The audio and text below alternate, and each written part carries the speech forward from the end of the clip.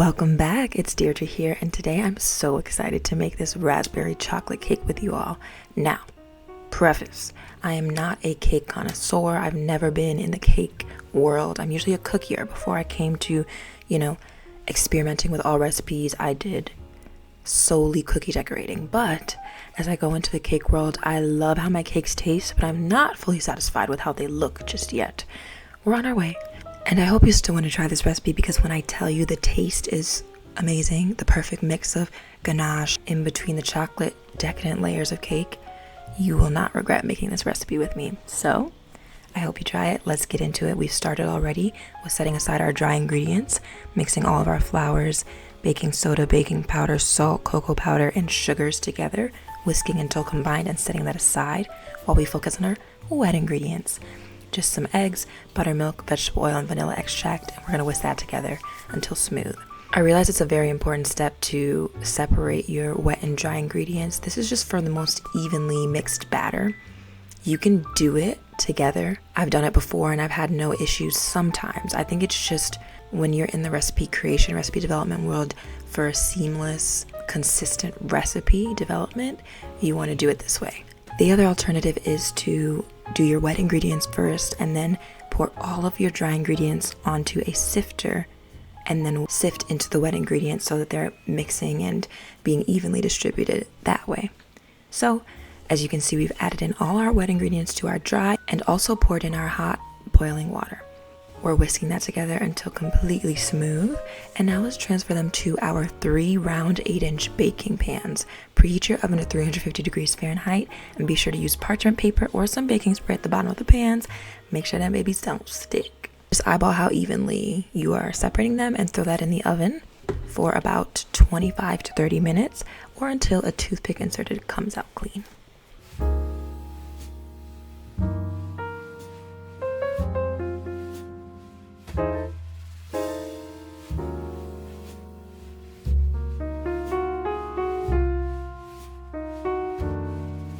Now we're on to my favorite part of this dessert, is this raspberry frosting.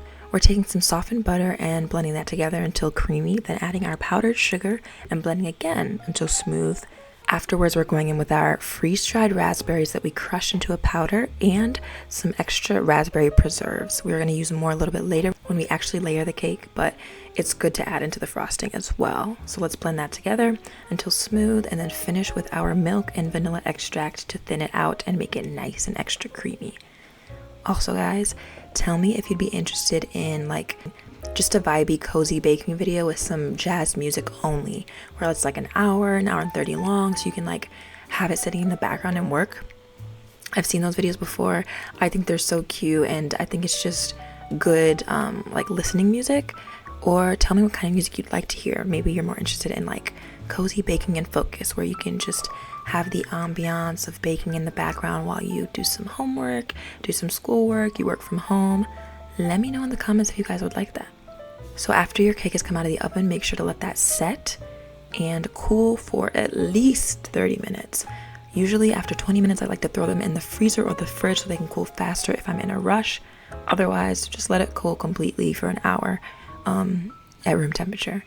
Now let's get your serving dish and start with 1 layer of the chocolate cake and spreading some raspberry frosting on top. Then on that layer, we're adding the raspberry preserves, just a thin layer, not too much, not too little. And then let's repeat with the next layer of chocolate cake. More raspberry frosting and more raspberry preserves.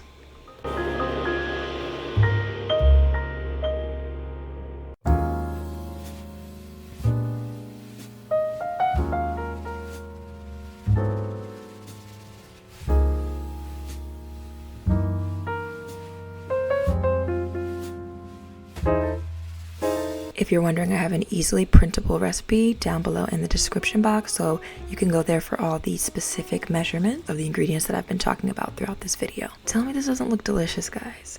I am someone who has never been super outgoing in the food world. I'll try anything, don't get me wrong, but when it comes to baking, I like my certain desserts, eating them. But as a pastry chef, I have to expand my palate, expand my experiments. And so I was really excited to make this raspberry cake because I've never made a layered cake with fresh raspberry filling and things like that. So I was scared, but also excited to see how it came out. So now that we've got our 3 layers and covered everything in frosting around the sides, as you can see, I said earlier, it is rustic, y'all. I am not a cake decorator. Please don't come for me, but I promise it tastes good. So meanwhile, we're making our chocolate ganache, some heavy cream that's heated up on the stove until steaming but not boiling because you don't want to curdle your ganache. Then you're going to pour that onto your chocolate chips and let that sit for a good 30 seconds to a minute before you start whisking it until smooth. Pour this ganache all over the top of that raspberry frosting and let it drizzle down the sides. I personally would have added a little more heavy cream to this recipe to thin out the ganache so I could get more precise drips along the sides of the cakes. We're finishing this with some raspberries to top around the edges, and then we're cutting out a slice. This raspberry chocolate cake has the perfect added freshness with the preserves and the fresh raspberries on top, and it balances really well with the deep chocolate cake and sweet raspberry frost. So I hope you guys enjoyed this recipe. For more specific details and ingredients and measurements, check the description box below, and I will see y'all next week. Sorry it's been a few weeks. Your girl was getting her life together, but expect to see me more often. And I have a bake-off competition between my roommates, a baking version of Chopped, that I'm excited to edit and post for y'all too. So I would love if you gave this video a like and subscribe to stay tuned. Until next week, see you later. Bye.